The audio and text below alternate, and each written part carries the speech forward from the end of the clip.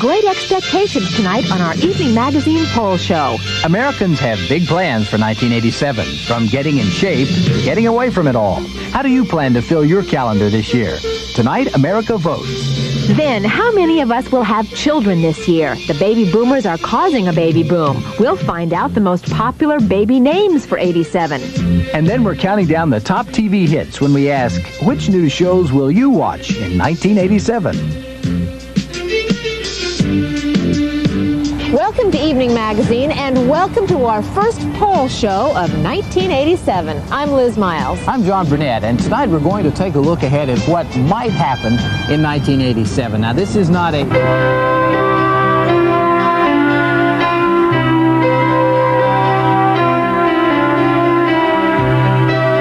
Baby is God's opinion that the world should go on. That's according to poet Carl Sandburg. And according to our poll, many of you agree. We asked, how many of you are having kids in 1987? 6% of the nation expect to be parents this year. That's a lot of anxious dads and a lot of babies. Almost 4 million will be born this year. This birth rate will be the highest in more than 20 years. The baby boomers of the 50s are creating their own baby boom of the 80s. Today, 37 million women are between the ages of 25 and 35. The married ones are setting aside their careers temporarily to start a family, like 30-year-old Jan Chandler, a dance instructor. I just had too many things to do. With my work schedule and my dance schedule, there just wasn't the time to settle down and have a baby yet. And now it's just, I feel more relaxed. I know I can put time aside to have the child. Carol Pogash is a San Francisco journalist who at 36 and after 10 years of concentrating on her career, decided to have her first child. Somewhere along the way, the basic instinct and desire to have a family intervened, and I wanted to have a family. I don't know if it's biological, a biological or environmental desire or instinct, but it seems to be almost as basic as breathing and eating.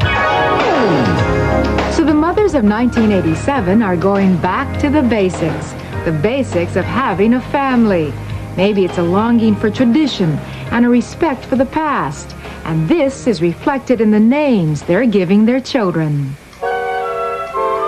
In 1925, our babies would be named Mary or Robert. Michelle and Michael were popular names in 1970. But in 1987, welcome little Jason and hello Amanda. According to our poll, 6% of this year's baby boys will be named Jason. I'm gonna take you by surprise and make you realize Amanda. But the name of 87 is Amanda. According to our poll, an amazing 17% of this year's little girls will be named Amanda. It's got the pioneer strength of Miss Kitty, as played by Amanda Blake, and the sweet beauty of Dynasty's Amanda Carrington. It's also a very nice name. So to all the moms and dads and Jasons and Amandas of 1987, Happy New Year. Well, if Jason and Amanda will be the most popular first names in 87, what do you think the most popular, most common complete name is? Something Smith. Michael Smith. Michael Smith. Experts say that 90,000 new Michael Smiths will be born this year. Whoa. Well, if 6% of us are going to be busy having babies this year, we wondered, what are the rest of us going to be doing? So we asked that question. How will you be filling your calendar in 1987? Weddings, funerals, dates, dinner parties, Little League, graduation, not to mention work time, overtime, double time, and triple time. 1986 just barely fit into 1986. But now, it's 1987. Yes, 1987. A new year, a fresh start, a clean slate. Well, almost clean. We asked America, how are you going to fill your calendar in 1987? Compare your personal plans for the new year with the rest of the country. Our polls show that America wants to get in shape in 1987. 11% of the women we talked to resolved to lose weight this year. 17% of the men vowed to tone up. We'll mark off Mondays, Wednesdays, and Thursdays for the gym. That leaves Friday and Saturday as date night. 21% of the people we polled are committing 1987 to the search for true love. I'm going to use common day verbiage, but I'm tired of the jerks. Buck up, ladies. Your prospects for the new year are good. According to our poll, twice as many men as women will be looking for a serious relationship in 87. If the first Mr. Right you meet turns out to be a Mr. Maybe, don't settle. There's going to be somebody else waiting in the wings. Now, what about Monday through Friday, 9 to 5? 22% of the people we talked with will ask for a raise this year. Let's mark off the next 2 weeks to celebrate. And where will we recover from the stress of exercising and maid hunting and ladder climbing? Our poll shows that 8% of us will visit New York to unwind. Okay. 13% will catch our breath on the West Coast. Yep, that's what the poll says. And 17% will cool their heels in Hawaii. There, that's more like it. 2 weeks marked off to catch our breath before we begin planning 1988. So, John, what is the one thing that you... These shows will you be watching in 1987? And here's what you said. 1986 was a glory year for moonlighting, family ties, and, of course, The Cosby Show. But that's old news. We ask you which of the new shows you don't want to miss. Music, please. Here are the hits of television 87. Fourth on our list of hits to be is a tie between Pam Dawber and My Sister Sam, Lonnie Anderson on Easy Street, and A Few Designing Women. These Atlanta interior decorators have painted themselves into a Thursday night corner and some pretty tough competition. But these ladies handle crises in their own way. Oh, I knew this was going to happen. You're depressed about the big 3-0, aren't you? No, Julia, I'm not depressed about the big 3-0. I'm depressed about the big 2-9. These young ladies have been edged out for the number 3 spot on our list by Matlock. Andy Griffith plays a clever defense attorney whose techniques would make Aunt Bee proud. If a person's got the juice, he could fix a ticket and make it disappear as though it never existed. Number 2 on our list of new shows you'll watch in 87 is Head of the Class. Howard Hessman plays a teacher who asks some pretty strange questions. How could the way one man drove a car help start First World War? Gonna beg me to tell you, or should I just go ahead on my own? It's no coincidence that the stark reality depicted in your number 1 new show is reminiscent of Hill Street Blues. Both L.A. Law and Hill Street were created by Stephen Bochco. L.A. Law, the new show you'll be watching the most this year, is a high-quality series that is also a real workout for the viewer. In L.A. Law, we're talking struggle, we're talking grim, and we're talking lawyers. You know, I still can't see why you took this animals case. A, because the Legal Defense Fund asked me to. B, because I have seen the death penalty in action. And C, because I happen to feel that capital punishment is barbaric. As opposed to raping a pregnant woman and then executing her and her husband while their 6-year-old son hides in a closet. Arnold! What if you get him off on a technicality? How are you going to feel if he's back out walking the streets? Well, what are you saying we should do, Anne? Suspend the guy's constitutional rights because you're offended by the crime he's accused of committing? Convicted of committing. No, how would you feel if this was your family? If he murdered your family, wouldn't you want him put to death? Executing a murderer may be viscerally satisfying, but it's a disgrace to an enlightened society. When Bochco was first casting the new series, he asked his friends Jill Eikenberry and Michael Tucker to play 2 unlikely candidates for a romantic partnership. We essentially said, send us a script. And he did, and the parts were undeniable. You know, there was no way we couldn't do it. Michael and Jill are married in real life, and spending so much time together has enhanced their relationship. We're having the time of our lives. I've never enjoyed working with another actor as much as I am working with Jill right now. It's like we're cheating. So 1986 has left us some refreshing programming that will carry us through this year. And what next? What's on the network drawing board that's brand new for 1987? Look for a spin-off from the Cheers series starring Carla's slime pit ex-husband Nick and his spaghetti-brained wife Loretta as they follow their dreams to Las Vegas. Ed Asner will return to network primetime as principal of a large high school in the Bronx. And insiders bet that Gung Ho will be signed on by ABC as a regular series. Scott Bakula is playing the man in the middle, caught between American workers and the Japanese who own the automobile factory. So we've got new shows with lawyers, high schools, and independent women. It's a good crop, but crop failure is high in TV. Expect no more than 50% of these shows to make it all the way to television 88.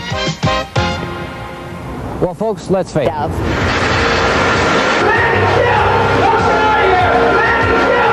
What is the most likely disaster to occur in 1987? Our poll is more of a premonition than a prediction, but it shows what people are worrying about. Fifth on our poll is an epidemic, and the one most frequently mentioned is AIDS. 5 years ago, AIDS did not even exist in the United States. Now it has already taken the lives of more than 15,000 Americans. In another 5 years, the death toll is expected to climb to about 180,000. There are a lot of misconceptions about AIDS. Although it is definitely a dangerous disease, it is not very contagious. You can get it from intimate sexual contact, shared hypodermic needles, or in rare cases, blood transfusions.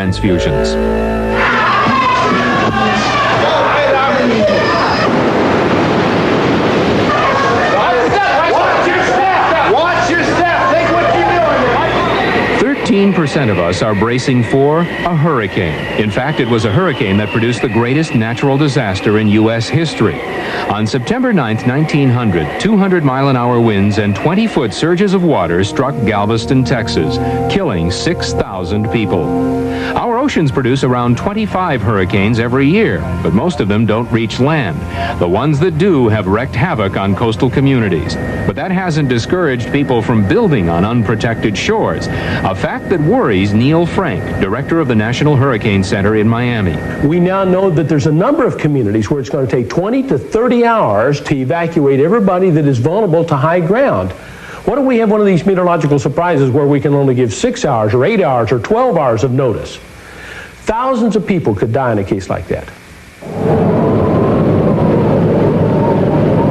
According to our poll of premonitions, the third most likely disaster to occur in 1987 is a tornado.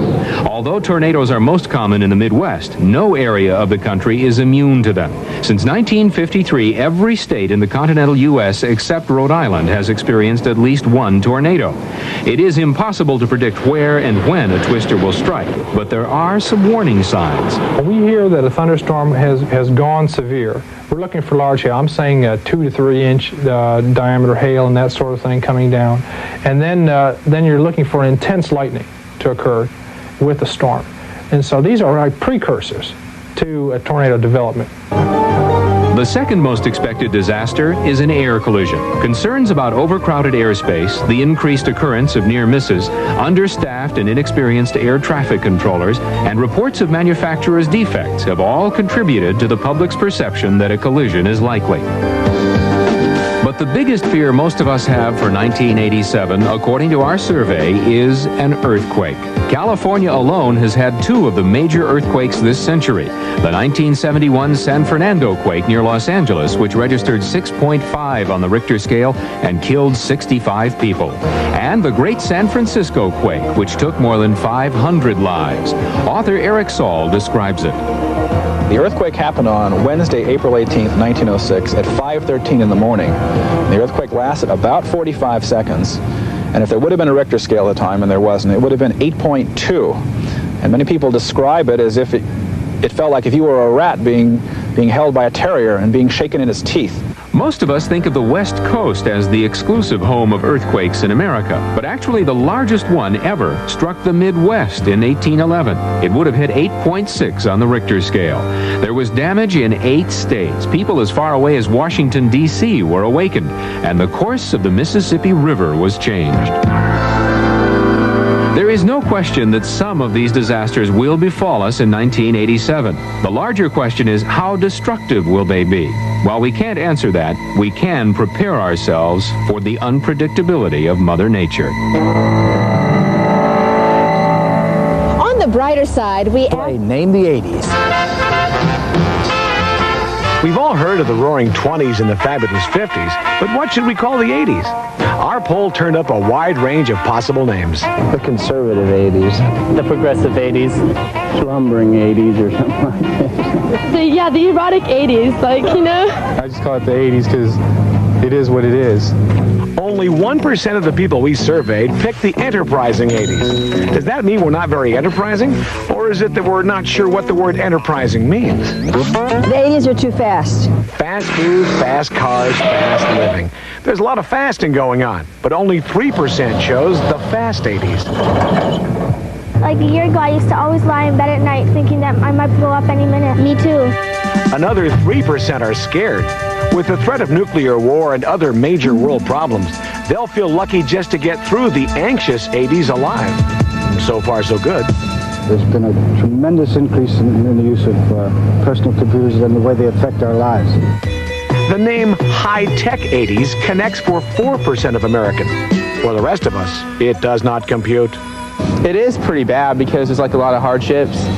25% of Americans think things are hard enough to call this decade the awful 80s. Increased homelessness, unemployment, teen pregnancy. That does sound awful. I've been rocking for the last year or so during the 80s. And I will rock until 80s are over.